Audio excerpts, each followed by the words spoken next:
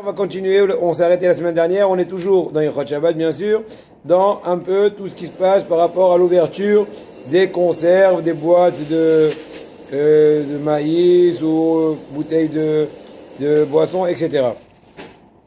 Donc maintenant on a le droit d'ouvrir un sachet de nourriture, style un paquet de bamba, de biscuits, de gaufrettes et compagnie. Réponse est permis, Moutal Ratila, Liftoah Ma'adanim, aussi ouvrir le couvercle, d'un yaourt, etc. Sakiot Alav, on a le droit d'ouvrir un sachet de lait, pariot, tout ce qui est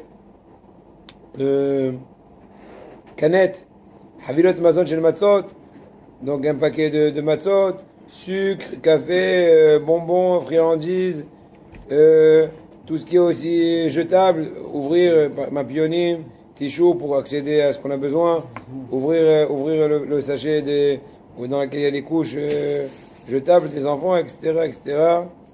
Voilà. Maintenant, il permet ici à la rigueur, même quand on s'aide avec donc des ciseaux. Même avec des ciseaux, étant donné que je fais pas ça tout pile, tu fais ça juste pour accéder de façon sans trop déchirer tout, afin que ce soit pas trop éparpillé, etc. À la rigueur, on permettrait même sur les lettres, mais il vaut mieux être vigilant de ne pas découper les lettres si on peut. Pourquoi? Quel est le but de cette permission? Quelle est la raison de cette permission d'ouverture de tout ce genre de sachets, de nourriture, etc. Oui, réponse, parce que au pire, ça s'appelle que tu étais mécalquel. Tu as détérioré. Or, mécalquel, c'est au plus grave des rabanan. Et puisque c'est pour l'intérêt du Shabbat, accéder au bamba, aux friandises, au lait, etc. Donc c'est permis. Et de par ailleurs, on l'a déjà expliqué, ça ressemble au cas typique qui est amené dans l'halakha, dans Shulchan Aruch Orachaim, Siman Shinyut Dalet Saif Et, Mutar lahtoch salim asuyim mikapot tmarim, ומניעים בתוכם תמרים להתבשל, שכל זה כמו שובר אגוזים או שקדים, כדי ליטול האוכל שבהם. De même que tout le monde est bien d'accord qu'on a le droit de casser des noix pour accéder à la noix, casser donc, la même chose, on a le droit aussi, il te dit, alors un exemple, à l'époque des fois il y avait des situations où on avait cueilli donc des dattes, qui étaient un peu encore, comment dirais-je, comme les jujubes, des trucs comme ça, qui sont, comment dirais-je, encore assez durs. Donc on les entourait avec une espèce de salim, donc de panier, en roseau, un truc comme ça. Et à un certain moment, le Shabbat, des fois, une fois qu'on sentait que c'était déjà prêt à la nourriture, on déchirait. Ah, a priori, c'est mes calquels. Donc c'est le même principe que non, c'est comme si tu enlèves la peau de l'orange pour accéder. Tu casses l'écorce de la noix pour accéder à l'intérieur. Donc il faut appeler les choses par ce qu'ils s'appellent. Et ce qu'on a déjà expliqué plusieurs fois. Maintenant, il y a aujourd'hui en Eretz Israël, je ne sais pas si en France c'est répandu, mais en Eretz Israël, vous connaissez bien, dans la fameuse jarre de lait, il y a une espèce de lame, ça s'appelle kankomat, comme casse-pomat, kankomat. Kankan, c'est la jarre, mat, style, je sais pas, je vais passer la carte. Là aussi, tu vais passer le bec du bout de lait, et tu l'as découpé sympa. Il faut être vigilant, si on tire trop, après ça fait un trop gros trou, après c'est pas très sympa de verser de cette façon. Mais en tout cas, c'est un truc facile. T'as pas toujours la possibilité, ou c'est pas toujours facile de chercher des ciseaux, de chercher, j'en sais rien, un petit couteau, de laver après, j'en sais rien. Là, il y a une... Vous connaissez? Ouais, mais je pensais qu'on n'avait pas le droit pendant le Shabbat. Il y a une jarre. Oui, c'est une sorte de ragil. C'est pour les sakit halal. C'est pas pour n'importe quel lait. Ah. Le sakit halal que tu mets dans le bro, en fait, tu as une sorte de truc en plastique où ça va couper. Mais moi, je pensais que c'était un clim Il y a une petite fente. Ouais. Et il y a une petite lame. Et ils ont...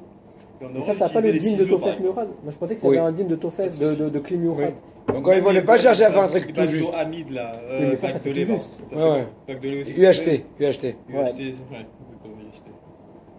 pensais que c'était un clim Avec les Murad. ciseaux, je savais pas ça. Ah, moi aussi. Moi, je faisais avec le couteau là. Ouais, je pensais, parce que sinon ça s'appelle un clim Murad. Je l'ai déjà dit 10 fois. Pas 10 fois, plus de 10 fois. Je vous dis selon la vie de Rav Ovadia. Ouais, ça n'a pas marqué. Donc, vous voulez que Ma'amir, yesh mala'amir. Mais bon, c'est pas obligé. Il faut savoir Ikaradin. Donc le fameux Kalkomat, Rav Ovadia, il a marqué dessus aussi, mais qu'il a été vraiment inventé très tard, proche de la ptira de Rav Ovadia. Et j'ai vu ça dans son Sefer Hazan Ovadia. Il a écrit en Tafshin Ayin Bet, je sais pas, il y avait une année où il a sorti, je crois, 5 ou 6 livres Hazan Ovadia. Truc de fou. Et il a dit, Oma, j'ai يتحداش بحداش شنكرا كان قمات تتتي تتسا وتال pourquoi معذرين وتامي على مساكين تجي موتار pourquoi encore une fois parce que c'est le même principe alors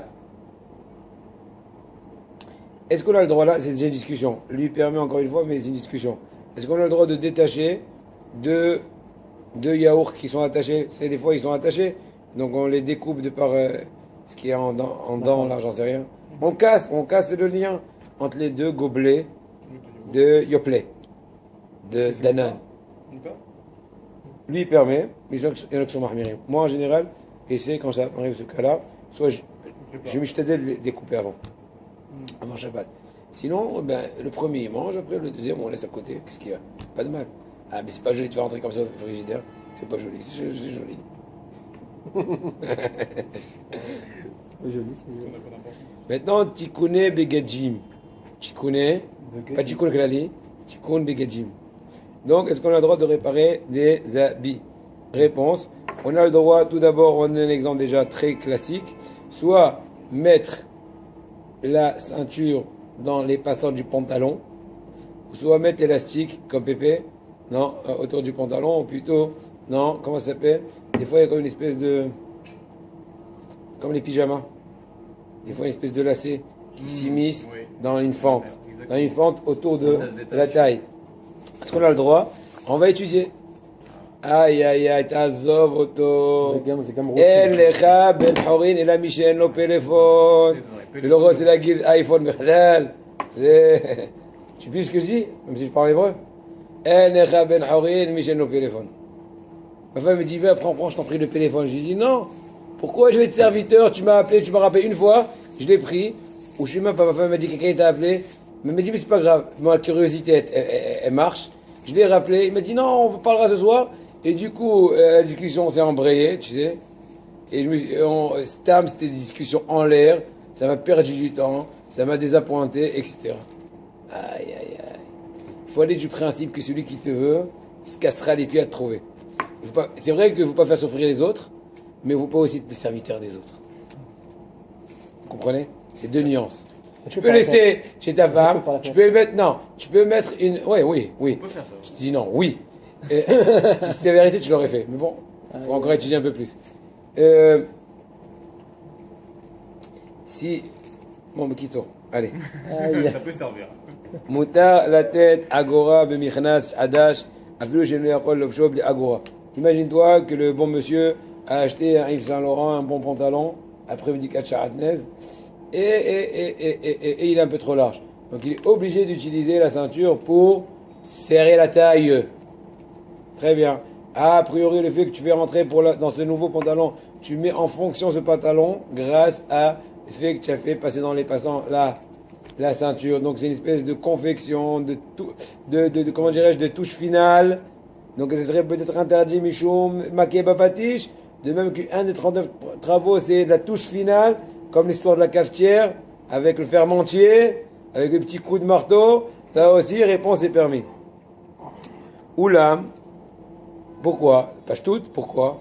Parce qu'il n'y a pas de là. Je suis pas en train de comment dirais-je, de faire une action dans le pantalon en soi. Je suis en train de mettre un truc extérieur. Vous avez compris ça, l'idée a priori. Maintenant, oula, elle lâche il goumi, voilà, vous allez tout de suite voir le contraire pour comprendre l'inverse. À savoir, oula, elle lâche il goumi bifni ma baguette qui gonne d'aton, etc. Par contre, si tu as un pantalon, un pyjama qui est un peu large, et pour cet effet, la première fois que tu viens l'essayer, tu vas faire rentrer dans l'espèce de... Comment ça s'appelle? Dans les passants, mais des passants qui sont... Comment dans le pantalon. Des pantalons qui sont comme une espèce de tunnel dans le pantalon. Ah oui, comment ça s'appelle? Frochim. Voilà, une espèce de lacet. Mais qui sont, tu veux passer un lacet à l'intérieur des passants internes du pantalon, du pyjama et tout ce qui est comme les enfants et tout, ben c'est interdit. Ouais. Et nous avons là que j'ai fait vraiment une touche qui est en rapport direct avec, comment dirais-je, c'est pas une espèce d'accessoire externe comme la ceinture. C'est les ceintures, non, c'est les ceintures pneumiques. Pneumiques, mais ça reste deux éléments. Oui, mais il est interdomé les métakels, parce que là tu rentres dans la neshama du pantalon.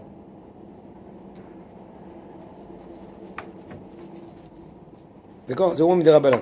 Il te dit, écoute. Mishum, on va expliquer plus. Be'ezrat Hashem.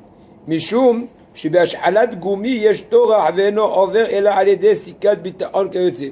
Étant donné qu'il y a une certaine difficulté de faire passer le fameux lacet pour le fameux élastique, dans ce cas-là, on a besoin de s'aider avec une espèce d'aiguille ou d'effet épingle à nourrice. Donc il a l'air d'être métaken. Il a l'air de réparer le pantalon. Donc c'est une espèce de différenciation très technique, très claire. C'est bon? J'ai expliqué mieux maintenant. Alors je peux juste rajouter une question par rapport à ça. Alors ça serait dans le cas où le lacet il serait sorti et qu'on voudrait le remettre. Mais s'il est déjà avant Shabbat, il est déjà fait et qu'il y a juste à faire le nœud. Non, ça j'ai jamais dit. Moi c'est ça que j'ai pensé dans ma tête. Non, pas du tout. Tu as compris comme ça toi? Non, c'est moi. T'as compris que c'est pour l'immiscer? Non, c'est pour l'immiscer, c'est moi. Très bien, mais tant mieux. Oulam, af, imaya.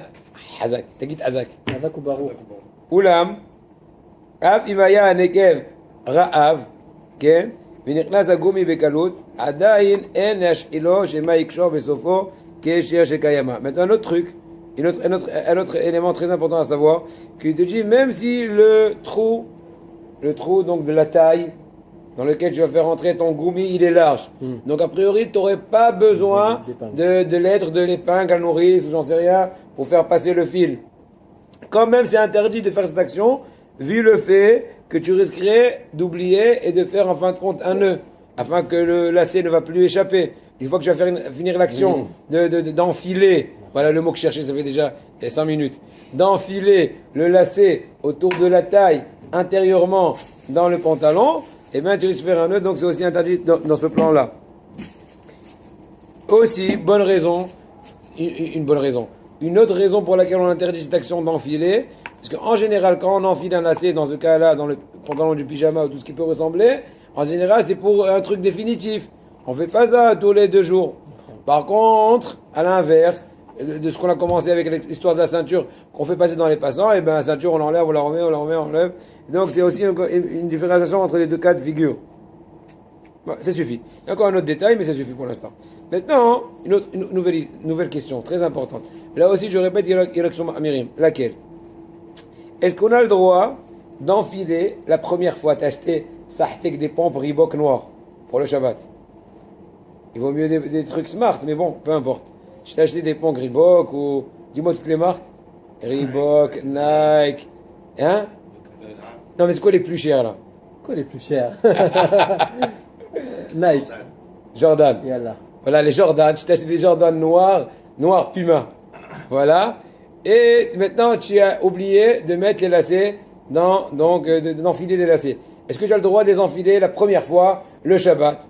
Et il y en a sincèrement qui interdisent. Étant donné que tu es en train de finir la touche de tes pompes, de tes souliers, C'est chaya. de tes espas, On peut pas de marcher. tes baskets. Hein? On peut pas marcher sans lacet, c'est à peu près la même chose qu'avec C'est vraiment la touche finale, ils ont raison. Les deux ensemble. Par exemple, le jogging, il a besoin de son lacet pour serrer, tout ça. Et à la limite, c'est déjà Ça moins. ensemble. À la limite, c'est À déjà la rigueur, moins. ça passe. Mais le lacet, des chaussures sans lacet, ça pourrait pas passer. Non, selon les exemples qu'on a donnés, eh ben, il y a un seul élément que vous avez raison, parce que en général, ils laissent longtemps les lacets. Là, ça ressemble au jogging, comme tu as dit. Mais les deux autres raisons ne sont pas valables dans ce cas-là. Tu n'arrives pas à faire, t'es pas censé faire un nœud au bout du fil, comme dans le jogging, ici dans le cas des lacets. Et aussi, l'autre élément qu'on a donné, que tu as l'air de coudre parce que tu utilises une espèce de pingue à nourrice. Non! Non, ça non. Non, donc ces deux aspects ne sont pas valables dans ce cas-là. Donc déjà, je t'ai atténué le cas. En tout cas, on va les matières. On va essayer de comprendre l'explication, Rabotai. C'est beau, non, la vérité? Comment elle est belle, notre Torah? Il n'y a pas aucun détail qui n'est pas marqué à la Torah, Rabotai. Le Hazon Ish Alav Shalom disait, je ne fais aucun mouvement. Il n'a pas dit aucune respiration, mais aucun mouvement sans concerter les 4 volumes du Shulchan Aruch. En d'autres mots, il y a des réponses à tout. Il faut juste savoir où chercher et vouloir chercher et accepter la réponse. מותר להשאיל צרוך עדש אפילו בנעל עדשה, שכיוון שהצרוך נכנס לנקב בקלות, ללא טורח, שסביב הנקב יש טבעת ברזל או שנקב רעב. Bien d'accord que dans le cas des chaussures, il y a donc, comment ça s'appelle, des œillettes? Non, des oreilles. Des œillets Et donc c'est un truc en métal ou un truc comme ça. Donc puisque tu n'as pas besoin d'aucune aide, comment dirais-je, extérieure, comme une espèce d'aiguille pour t'aider à enfiler, etc. אין בזה איסור מתקן כלי, ואף אם מבטל שם את הסרור, מותר כיוון שיש עליו שם כלי, וכל שכן אם דעתו להוציאו במוצאי שבת. Donc, est-ce que les éléments que j'ai dit tout à l'heure, il les répète ici plus ou moins? C'est pour ça qu'il permet. Il ramène pas mal de poskim sur Mekilim. Il ramène ici Ktsota Shulhan. Ktsota Shulhan, c'est un des rabbanim de Chabad. C'est, je crois, ouais, il est niftar, ça fait pas longtemps. C'est Rabbi Chaim Naeh. Vous avez entendu parler du shiur Rabbi Chaim Naeh? C'est bien connu qu'il y a une très grande discussion entre le Hazon Ish, Rabbi Avraham Yeshayahu Karelitz, et Rabbi Chaim Naeh, le Mehaber du Sefer Ktsota Shulhan. Ils sont plus ou moins contemporains. Les deux, ils sont niftar, plus ou moins, ça fait 60 ans, plus ou moins. C'était le rabbi d'avant, le rabbi de C'est pas un rabbi, non, c'est un Hasid Chabad. Ah, c'est un chassid Chabad. Très grand Tamid Acham. On a un post qui lui ramené beaucoup, Mamash Zacha. Et donc, il y a une grande discussion entre autres, sur la base des comment faire les mesures. C'est quoi un mètre? C'est quoi une ama? Pas un mètre. C'est quoi une ama? C'est quoi un teva? Est-ce qu'on va un teva, c'est la base de 8 cm, la base de 10 cm. Et donc, c'est une, comment dirais-je, il y a une conséquence dans toute la Torah. La mesure du mikveh, la mesure de tzitzit, la mesure de toute la Torah. C'est clair. Et Hazan Ish, il te dit, il faut aller comme moi, les umrah, mais pas les koulas, parce que des fois, quand tu prends la grande mesure, ça peut être une umrah, ça peut être une koula, ça dépend du contexte. Je ne vais pas rentrer maintenant dans des exemples. Ok? Baracha, lo bracha, etc. Est-ce qu'on a le droit? C'est quoi Avzam? Avzam. Ouais. Non, je sais pas. C'est en fait la boucle de la ceinture. Ah, Avza? Avzam. Aleph bet, zayin même. Ça, je savais pas. Avzam. D'accord? Retsuot agura shenishmeta me avzam, mutar letoava shuv beavzam. C'est aussi un hidouche. Ouais. Mais ça dépend de quel cas, je sais pas moi, il faut voir quel est le cas exactement de cette boucle, comment elle est. C'est du scratch, c'est quoi? C'est que du scratch avec l'aspect là de pression de la dent, des dents là, que tu refermes. J'imagine que c'est compréhensible, c'est comme l'histoire des pinces à linge. Avant, c'était un truc, tu vois, avec un peu de, comment dirais-je, avec un petit vis ou j'en sais rien. Là, il faut un peu réfléchir à la chose. Hatzarat mitat kova. Et des fois, tu as acheté un chapeau, ou tu as emprunté un chapeau, et il te tombe sur les oreilles. Et donc, tu fais une espèce de jeu. Tu fais rentrer à l'intérieur du chapeau, une espèce de bout de tissu ou j'en sais rien, afin de faire gonfler le chapeau pour qu'il ne tombe pas sur les oreilles. Tu n'es pas l'aspect de chapeau melon. Ok? Bon, alors, est-ce que c'est permis ou pas? Réponse à le droit. Okay? Afin de rétrécir l'épaisseur, etc. Étant donné que tu n'as pas confectionné quelque chose de spécial. Le chapeau, il est déjà, comment dirais-je, habillable. Tu as juste ajusté. Ajuster, ça s'appelle pas metaken, makebapatish, etc. Êtes-vous d'accord, chers amis? Oui, mais ça marcherait en roule, ça, God arabe? C'est quoi un hall? En roule, ça pourrait pas avoir On le digne. s'arrête?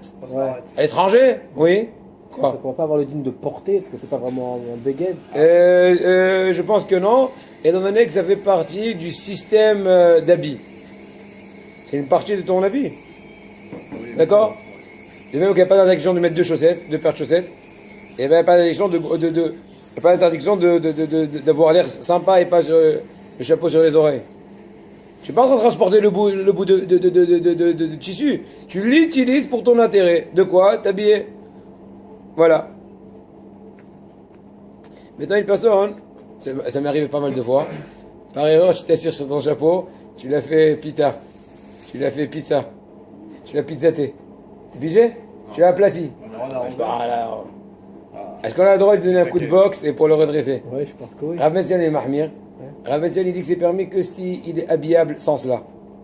Ça veut dire tu aurais pu comme ça, limite, sortir avec, et là que tu donnes un petit box de l'intérieur pour voir ajuster que ce soit bien rond. Mais selon Rav Ovadia, c'est permis même s'il est complètement pita. Pourquoi? Hein? Apparemment, pourquoi? Parce que, étant donné que le chapeau il est déjà là formé, il a été formé, il a été, comment dirais-je, modelé.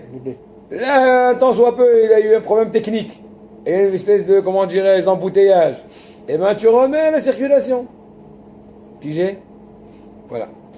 מותר לקפל את הטלית שלו כסדר קיפול הרגיל והמקילים מקפלה כסדר קיפול הרגיל אפילו לצורך שבס. J'écris une fois un grand pilpoul sur ça. יש להם על מה לסמוך, בכל אופן ישים לב שהטלית תהיה מונעת יפה ולא יזרקה מתוזלת, שאין לזה מכובד מצווה. C'est bien si on peut, le Shabbat, après avoir fini l'office du matin, dit Shachrit Shel Yom Shabbat, et bien de plier le talet à l'inverse du sens des plis. D'accord? Si tu le plies comme ça, ben tu le plies recto verso. Verso. Si tu peux pas, ou ça te dérange, ou tu es très méticuleux, tu peux le plier selon ses plis habituels, mais je vous dis, il vaut mieux être makpid de faire les plis inverses. Parce qu'il y a de quoi être mahmir dans cette histoire. Ça c'est un. Deuxièmement, n'oublions pas, ils l'ont pas dit ici, mais je vous le dis, alors vous voyez dans cette chouva que j'avais étudié ici, il met ça en évidence. Un qui dit que c'est pas Me'akev, quoi? Motzei Shabbat, tâchez à replier dans le bon sens. Parce que si à Motzei Shabbat, tu replies pas le talit dans le bon sens, alors rétroactivement, ça a l'air, tu l'as plié dans le sens que tu veux maintenant. Or, tout le but de plier le talit en contresens, c'est pour enlever le problème de plier dans le bon sens. Quand on plie dans le bon sens, ça ressemble un peu à Melaben. C'est pas mis dans la Torah, mais c'est c'est une des étapes de la blanchisserie. D'accord? Non seulement on te lave l'habit, mais aussi on te le plie perfect. Parfait. Donc là aussi, on fait à l'inverse. Mais si tu l'as laissé comme ça jusqu'à la semaine prochaine, t'as prouvé que c'est ça ton pli. Ton pli. Donc c'est pour ça qu'il faut tâcher Motzei Shabbat de le déplier, de le replier, comme ce que la majorité des gens font. Mais dans aucun cas, ils disent les poskim, il faut faire comme certaines se trompent de faire, de laisser le châle de prière en boule. Étant donné que c'est pas kavod, c'est pas honneur, un outil de tfila, un outil sacré, ensuite, après que tu t'es habillé de façon sacerdotale avec, maintenant tu dis, 1-0. C'est pas un match ni de hand, ni de basket, ni de rugby. Weiter. Maintenant, est-ce qu'on a le droit, des fois, tu achètes des fois un nouveau costume, et est-ce que vous vous rendez compte que dans les poches de la veste du costume, ils sont légèrement cousus, et tu t'amuses le Shabbat à faire entrer ta main, plac, c'est un petit kiff. J'aime bien ouvrir, voir si le couturier n'a pas oublié là-bas quelques centaines d'euros. N'est-ce pas?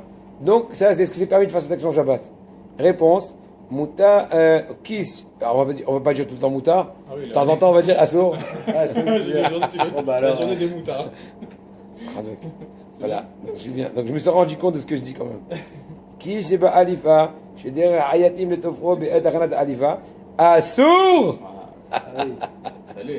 Il fallait quand même, pour changer de ton. Assour le Kor'o, Shimta, Shegomer et Asiyat Akli Beshabbat, et je basais Mishom Melechet Makem Patish. Étant donné que la touche de finition, on dit? Touche finale de ton costume, c'est le fait que tu as, comment dirais-je, mis en fonction les poches pour les bien remplir avec les dates du kidouche. Alors dans ce cas-là, c'est interdit comment dirais-je, d'ouvrir les poches, de découdre, j'en sais rien, voilà, d'ouvrir la couture. Et donc, voilà. Donc c'est clair, c'est afflu hayam la Torah yachol. C'est maké babatish, mamash. Maintenant, bon, il y a aussi un exemple du fils du Rambam, mais je ne vais pas rentrer, c'est un peu fait pour le pal. Est-ce qu'on a le droit le Shabbat, vous me suivez, on achète des fois des chaussettes. Et aussi, les chaussettes, ils sont des fois cousus avec un léger fil technique. Et tu fais pack le Shabbat pour pouvoir mettre les socks. Yo? Très bien. J'ai quand même boire, il commence à faire chaud là. Avec la Toyota. Réponse. Moutar likroa beshabbat ta'odam aber. On revient à la musique. Ben j'étais garbaim adashot. Quand j'explique le moutar, je vous explique pourquoi. Et je vous donne aussi les limites. Il ne faut pas dire que je fais que moutar. Je ne veux pas que vous me rendez rave moutar. Je suis modéré. Tu es d'accord avec moi? Je reste quand même mahmir. מותר לקרוע בשבת את האות המחבר בין שתי גרביים חדשות שאין התבירה לקיום אלא זמנית עד שילבשן. Étant donné que la couture n'est que temporaire, une histoire de trucs techniques, c'est permis. Maintenant la question se pose. Et là, j'appelle à votre appel, Nouvelle avis. à votre intervention. Quelle est la différence entre le cas précédent et le cas présent? Lequel? Le cas présent, on dit, c'est interdit formellement, cher ami, d'ouvrir les poches de la couture qui a été faite par le couturier. Là, on te dit, tu as le droit de déchirer le point de couture entre les deux chaussettes. Quelle est la différence? Pourquoi là, c'est permis et là, c'est interdit avec un T? Parce que, Deux objets distincts. bah oui, les objets qui sont pas les Ils mêmes. sont rattachés. Par exemple, Un manteau, c'est une finition, là, on est obligé de les enlever pour les mettre. Ah ouais, t'es obligé de fumer aussi une clope, Non. mais c'est quand même interdit. Ah, parce que là, non, parce que voilà, Pas une c'est deux finition, les entités qui chaussettes, sont. ça fait pas sur Voilà. Eh bien, vous avez eu raison. Je vais juste me permettre de répéter les choses de façon un peu plus structurée. Permettos. Permesso. Velichora, ma evdel. Alors, la réponse elle est comme ça. Kevan shekar derech ha'ayat litfor et hakis letzorer tvirat habeget kaogen. Étant donné que c'est l'habitude du couturier de coudre les poches afin qu'elles tiennent le coup, c'est pour ça que quand tu les ouvres, c'est un travail de finition, comme vous avez dit. Parce que jusque-là, les poches étaient hors service. Mais dans le cas des chaussettes, comme vous avez bien compris, les chaussettes sont déjà finies. Plus que cela, le but de la légère couture entre les deux pieds de chaussettes, c'est juste une raison technique afin qu'ils puissent les vendre plus facilement. Je sais pas, qu'ils se mélangent pas les tailles, un truc comme ça, tu vois, un truc technique. Voilà, et c'est pour ça que c'est comme une espèce. Voilà, c'est tout. Donc je crois que c'est permis. Voilà, vous avez compris, j'ai répété, et c'est tout. Maintenant, on continue. Melechet mechabe. On va parler d'un nouveau travail qui s'appelle le travail d'éteindre du feu, d'extinction. D'accord?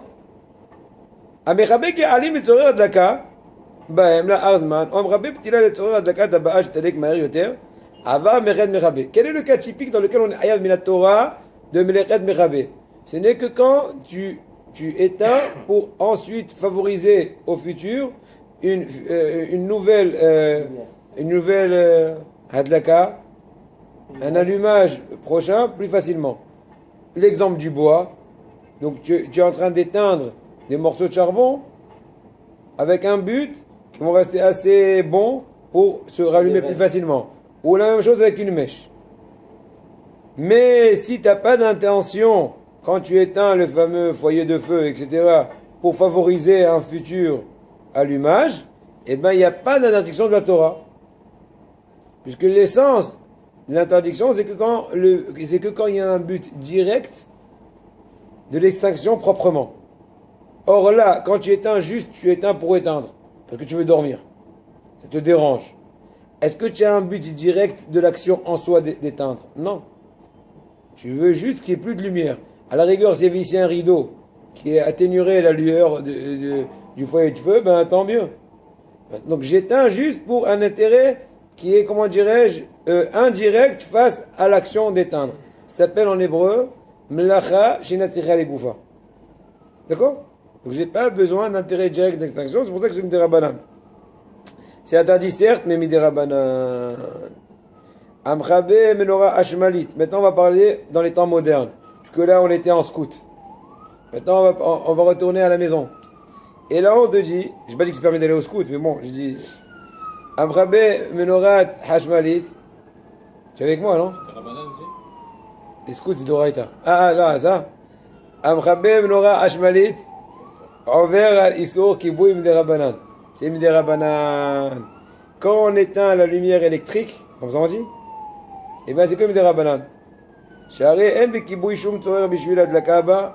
T'es pas en train de préparer des braises de charbon. C'est du tungstène. T'as enlevé le foyer du courant électrique et il s'est refroidi et donc il ne vit plus. D'accord? Katav Maran Shouhan Aour. Maintenant, nouveau cas, qui peut être pratique. Je vais dans Mitzarot. Si une personne trouve une braise dans un endroit public et il y a un risque, qui risque d'avoir un dégât de par cela, il peut lui-même l'éteindre sans trop réfléchir, bien que la braise soit d'un foyer métallique ou du charbon, du bois, peu importe. Pourquoi? Parce que étant donné que l'action d'éteindre, pas pour créer du charbon, elle est au pire Midirabanan. Et là, c'est pour l'intérêt, même dans sa fake de Nezek. Attention, j'ai pas dit puis quoi, Nefesh. S'il y a même un safek lointain, un doute même lointain, que Adi Shalom, de par cette situation de la présence de cette braise dans un lieu public, il y aurait une personne qui risquerait d'être en danger de vie, il n'y a aucune discussion, à faire tout ce qu'il faut faire. Au plus vite et au mieux. Mais là, je parle qu'au pire, il risque d'avoir un dégât matériel. Pas un dégât de, comment dirais-je, de Neshamot. Dans ce cas-là, on te permet... Un dégât matériel. Voilà. Je répète, puisqu'il n'y a pas d'intérêt, Kevan Shekibouya Sorak Drabonon, Shrael Mekavalate Rabot et Torah Loke, Kavachas Nezek et Tiro le Rabota. C'est-à-dire que c'est une tréfa, comment, quoi, c'est-à-dire qu'on pourrait... Je répète, non, je me corrige. Pas des dégâts matériels au niveau des biens. Des dégâts des personnes, du public qui risque de passer. Ah, ok. Je corrige. c'est ça, Donc c'est il y a un que- doute au maximum de dégâts des passants, sans aucun doute de, comment dirais-je, de danger de vie. Clair? Ça risque de brûler. S'il y a un danger de vie, on n'en parle rien. Fais ce qu'il faut faire. Fais toi-même, fais truc. Mais sinon, là, on te permet que quand tu as l'intention de ne pas en faire des braises, etc. Causer un dégât matériel d'une maison, ça risque, il n'y a personne dans la maison. Là, on ne permet pas. Il faudrait laisser la maison. On va en parler. On va laisser la maison. Mais si, Godara, ça voudrait dire que si on voit une srefa de loin, un immeuble, il y a un sikoun. Non, aujourd'hui, c'est d'autres choses.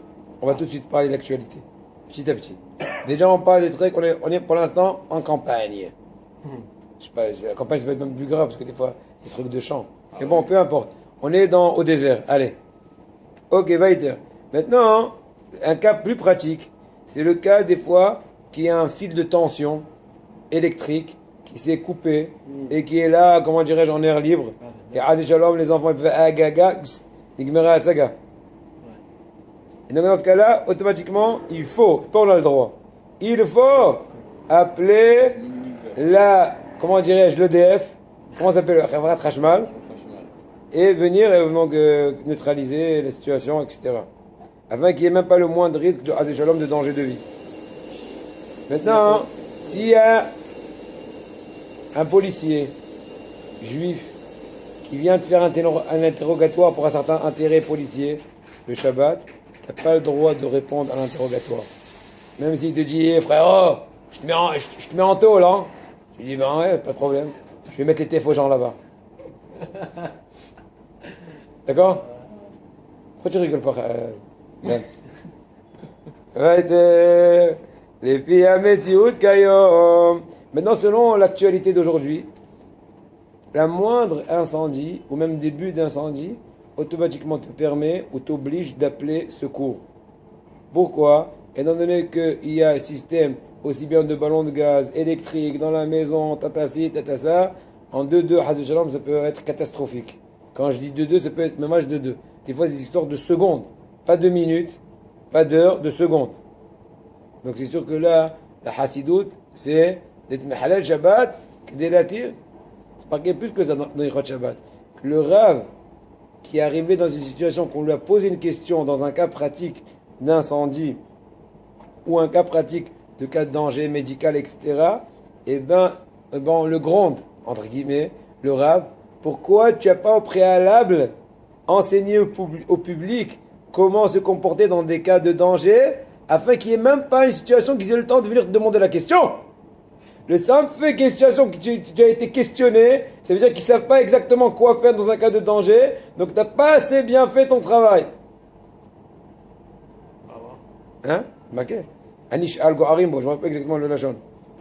C'est une Gemara, je crois. Et Macharet Shabbat. Top. Donc on a compris le cas d'incendie. Maintenant, est-ce qu'on a le droit de faire un gramme qui bouille? Traduction littérale, provoquer une extinction. Pas directement avec un tuyau, comme ce qu'on dit, mais provoquer. Exemple, pratique. Voyez un exemple, tout simple. Ben l'homme, il est chez lui dans la maison. Et j'en sais rien, le petit enfant, par erreur, et il s'amuse avec les allumettes, tac! Voilà la nappe, elle commence à danser.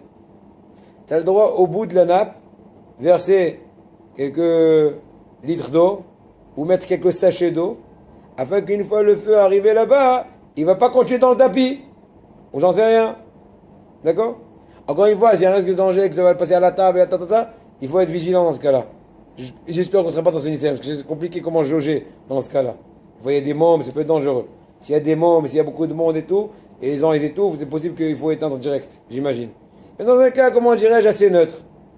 Ouais, c'est Nisayon, parce que au moment propice, tu es affolé, tu sais Ouais, plus. c'est évident. Tu sais plus qu'est-ce qui est limite, qu'est-ce qui est nésé, qu'est-ce qui est danger, qu'est-ce qui est vie, qu'est-ce qui est pas vie. Le feu, c'est incontrôlable.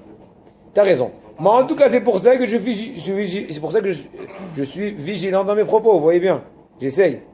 C'est-à-dire, dans le cas où il n'y a pas aucun risque, même lointain, de mémé, de pépé, dans rien, mais dans ce cas-là, eh ben, tu as le droit de provoquer l'extinction. Pourquoi? Parce que, étant donné que tu n'as pas éteint directement, tu n'as pas pris une jarre d'eau, tu as versé sur le feu. Donc, c'est gramme qui bouille, et pour l'intérêt de l'incendie, c'est permis. Je répète, je lis. Les cas, je parle de ça. L'intérêt, pour cesser l'incendie, pour éteindre l'incendie. Les cas, je parle de ça, ou barou, j'ai un achat sakana. Voilà, il dit très bien ce que j'ai dit. Quand, après qu'il n'y a aucun doute, même d'un lointain danger de vie, eh ben, dans le cas où on est sûr qu'au pire, c'est juste une histoire monétaire, on n'a pas le droit d'éteindre directement.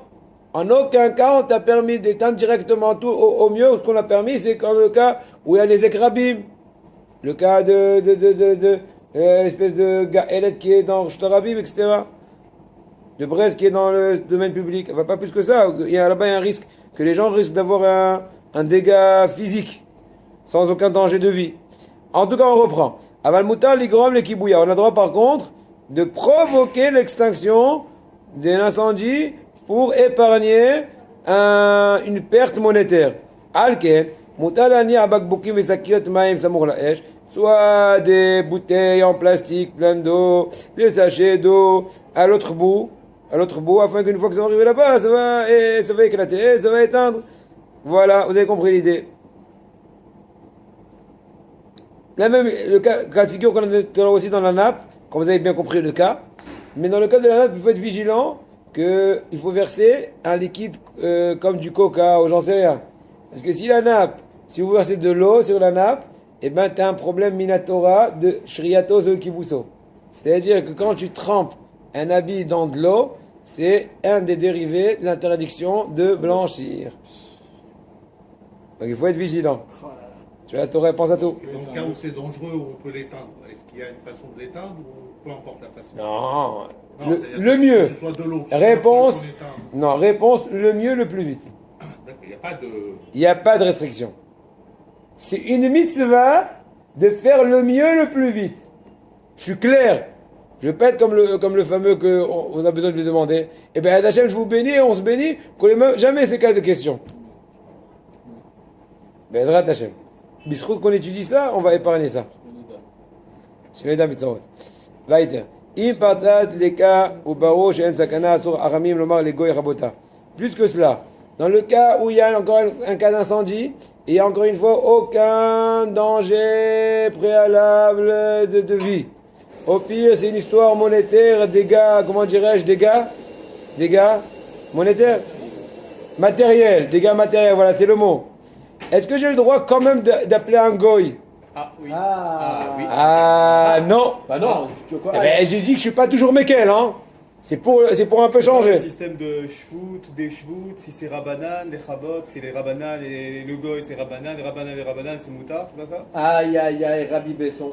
Tu as posé la question que Rabbi Nissim de Barcelone a posée, ça fait environ Les Espagnols. 600 ans. Les espagnols. Voilà, alors il pose la question. Red. Alors, il dit comme ça. מה טעם שיחמירו שלא לומר לגוי במפורש לכבות הדלקה? הלא זו מלאכה שצריכה לגופה, שאסורה מדרבנן, משום שאינו מכוון לצורך הגאלים, אלא להצלת רכושו. Il a l'intention dans cette extinction, au mieux, juste de sauver ses biens, mais pas pour créer une espèce de braise. Donc c'est au pire, midirabanan. Et même quand j'ordonne à un goy de faire une melacha, au pire, même si la melacha aurait été de Oraïta, au pire c'est de Rabbanan le fait d'ordonner. Moutar. Réponse. La demande. Non. Il n'y a pas. Non, ça c'est la question. Non mais, et la réponse? Réponse. ויש ליישב ששונה כיבוי דלקה שהוא קרוב לאיסור תורה, יותר משאר איסורי דרבנן. Il y a une différence entre dire à un goy de faire toute action des Rabbanan de Shabbat pour une mitzvah que faire une action spéciale des Rabbanan qui s'appelle extinction. Pourquoi?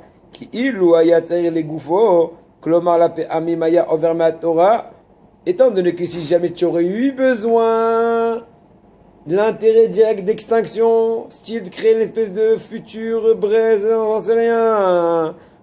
Ou mito chez Adam Baoul Almamono, ça c'est un. Donc déjà, première réponse, c'est un cas des Rabbanan tangent. C'est très facilement, tu peux tomber dans le Deoraita. Donc déjà, c'est pas Shvut di Shvut, c'est Shvut va'etzi. Ça c'est un. Deuxièmement, mito chez Adam Baoul Almamono, imayu matirim lo lomar le goy mefurash rabot ayam rabbe pato. Ça c'est un truc très connu dans la Gemara, qu'une personne, en cas d'incendie, elle est en panique. Donc, il y a un certain jeu de psychologie extraordinaire que le Mishnah Berurah, il a un grand pilpoul dans Siman, il me semble, Shin Lamed Vav. Il ramène un grand pilpoul au nom de son fils Rabbi Avraham, le fils du Chafetz Chaim. Il dit à la fin, voilà, j'ai recopié de mon fils Rabbi Avraham que le Alenu, Ba'avolotenu Rabbi, il est niftar à l'âge de 23 ans. Rabodé, vous lisez ce pilpoul, on dirait un des Rishonim, un truc de fou. Et bien là-bas, il ramène au moins, je crois, au moins 10 ou 12 cas de la Gemara contradictoires face un truc entre guillemets psychologique. Lequel? Une personne en panique, il y a deux façons comment elle marche dans son psychique, si on puisse dire. Ça veut dire, d'un côté, il vaut mieux tout lui interdire entre guillemets, parce qu'autrement, si tu le lâches un peu, il va croire que tout est permis. Ou à l'inverse, donne-lui un peu, parce que sinon il va tout faire. Vous avez compris? Ce sont deux effets psychologiques un peu inverses. Et la question se pose, que des fois on a vu qu'Aramim t'ont un peu lâché, pour que tu exagères pas, et des fois au contraire j'ai dit non, on risque que tu vas tout lâcher, donc on va rien te permettre. Quand est-ce oui, quand est-ce non? Là, la question. À Kolponim, on revient à notre musique dans ce cas-là de l'incendie.